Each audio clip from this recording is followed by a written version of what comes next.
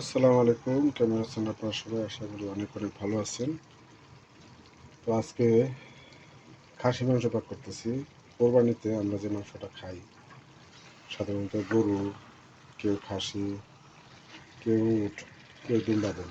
তো same same খাসির মাংসটা ওইভাবে পাকতেছে। দেখেন প্রতিটা মাংস একদম ছেড়ে ছেড়ে গেছে, যে হাড্ডি এগুলো থেকে মাংসগুলো সব ছাড়া ছাড়া একদম আপনার দেখেন হাড্ডিও ভেজে এসে পড়ছে মাংস ছুটে, এত সুন্দর করে রান্না হয়েছে।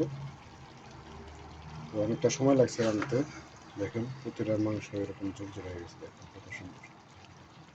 তো আশা করি এভাবে রান্না করলে আপনারা খাই তৃপ্তি পাবেন।